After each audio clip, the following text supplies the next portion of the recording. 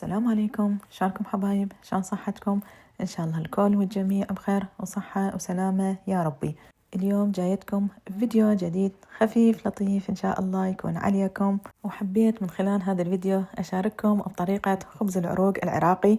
كنا نحبه ونموت على خبز العروق، وأويلي على ريحته من تفحفح بالبيت، كلش طيبة. وأكيد كل بيت عراقي لازم يسوي خبز العروق كوجبة عشاء ريوق عصرونية ويا استكانة شاي، ماكو أطيب وأروع منه. هسه تقولون أم مرتضى هواي حكيتي، قولي جايبت لنا.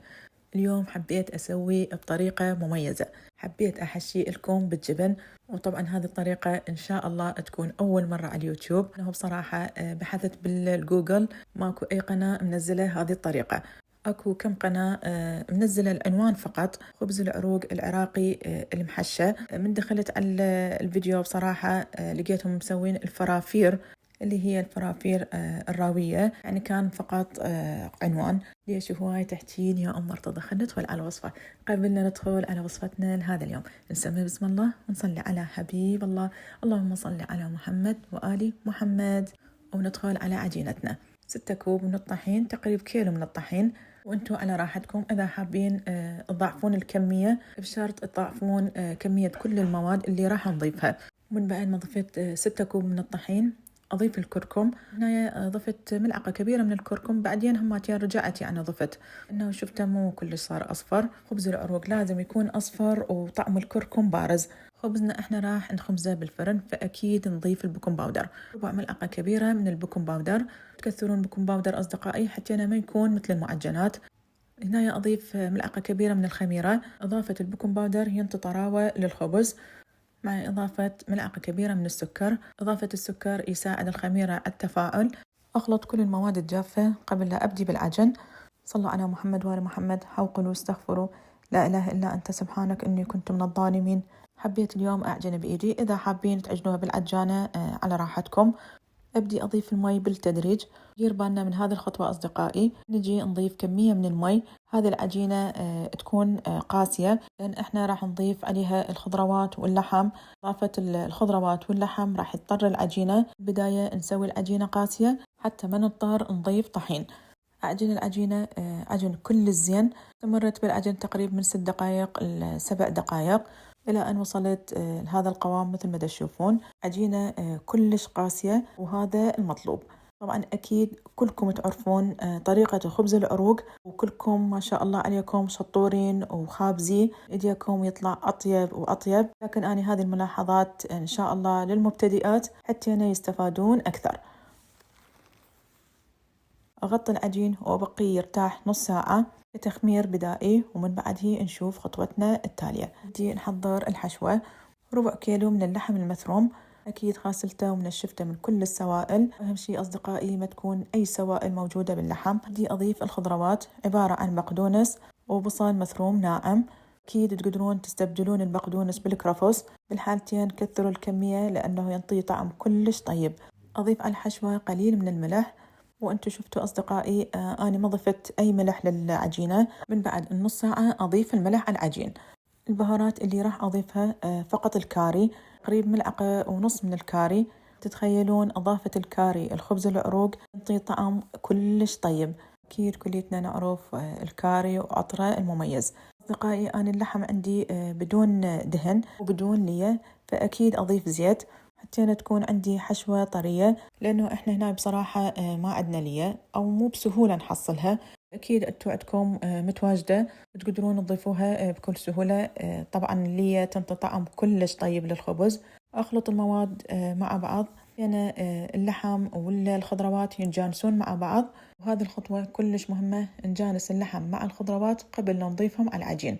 وعندنا متابعين من الوطن العربي على راسي كلكم، أكيد يسائلون شنو هو الخبز العراقي أو خبز العروق العراقي. عبارة عن عجين نضيف عليهم الكركم، ومن بعد ما يختمر نضيف اللحم والبصل والبقدونس والكاري والملح. ومن بعد ما اختمر عندي العجين أو ارتاح لمدة نص ساعة أضيف عليه الحشوة وعجنه كل الزين. أكيد إحنا بالعراق نخبزه بتنور الستيل أو الغازي. شوفوها ما شاء الله عجينة كلش مرتاحة وكلش حلوة. أبدي أضيف الحشوة. أبدي بالعجن. هذه المرحلة تاخذ وقت حتى يتجانس عندي كل الزين داخل الحشوة مع العجين. قريب استمريت بالعجن لمدة 10 دقائق، وشوفوا لي ما شاء الله المنظر هذا كلش يشهي.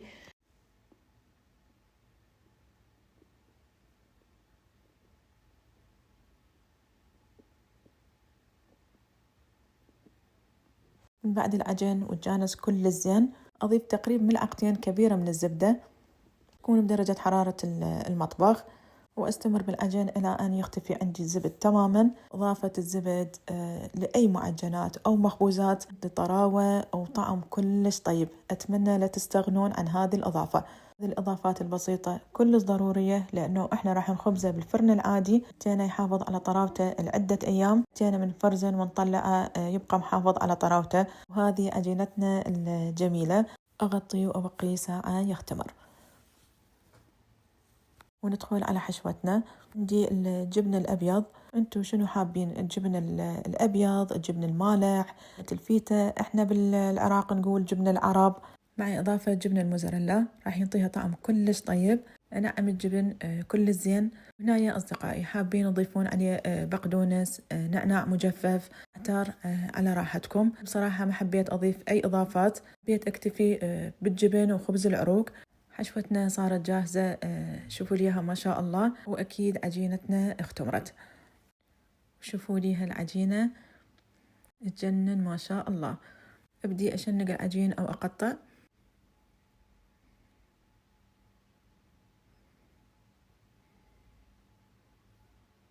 نكمل كل الكمية ومن بعده نبدي نشكل. أخذ قرص من العجين وأتخلص من كل الطحين الزايد، وأبدي أفرد العجين فقط من الأطراف لين أوصل للنص مثل ما تشوفون. يعني تكون عندي من الجهتين متساوية، جهة تخينة ولا جهة خفيفة. وأبدي أضيف الحشوة وأبدي أغلقها. أخذ كل الأطراف الخفيفة وأجمعهم وأغلقها كل زين حتى أنا ما تطلع عندي الحشوة أثناء الخبز. كل شوية أمسح إيدي بالطحين حتى أنا يساعدني على التشكيل. أبدي أفردها بإيدي. ما شاء الله عجينة كلش طرية كلش حلوة سهلة بالتشكيل، تحتاج أي شيبق.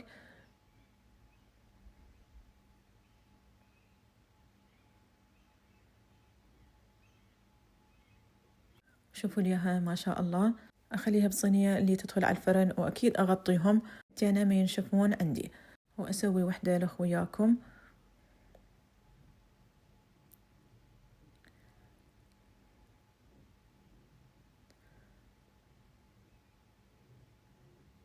أهم شيء أصدقائي الوسط ما نوصل له.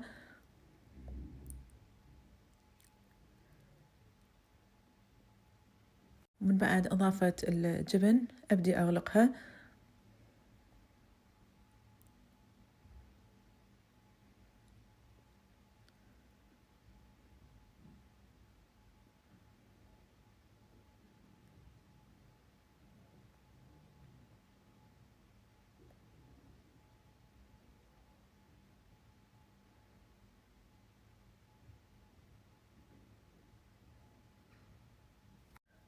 وأفردها بإيدي بكل سهولة.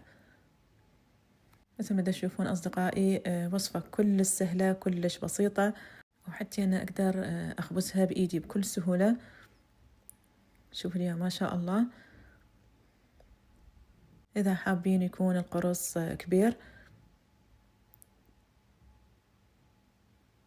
مرتضى، إحنا ما حابين نحشي الخبز عادي بكل سهولة نقدر نخبزه. وهذه بدون حشوة ما شاء الله هماتين كلش طرية وتنخبز بكل سهولة. شوفوا اليوم ما شاء الله ما نحتاج أي شيبق. دخل الخبز على فرن يكون حامي، مشغليه قبل بوقت على درجة حرارة 250 من الأعلى والأسفل. ما شاء الله ما ياخذ وقت بالفرن ويكون جاهز عندنا.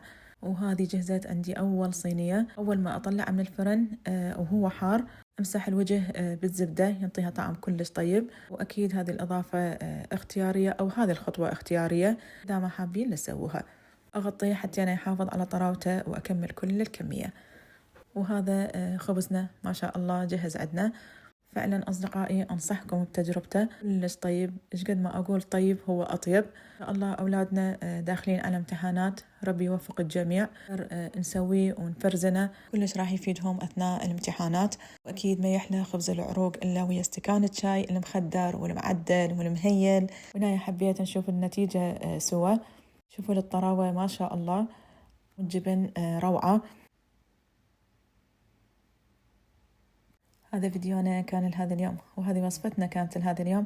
إن شاء الله استمتعتوا بالفيديو، طلعتوا باستفادة ولو قليلة. ولهنا حابة أقولكم مع ألف سلامة.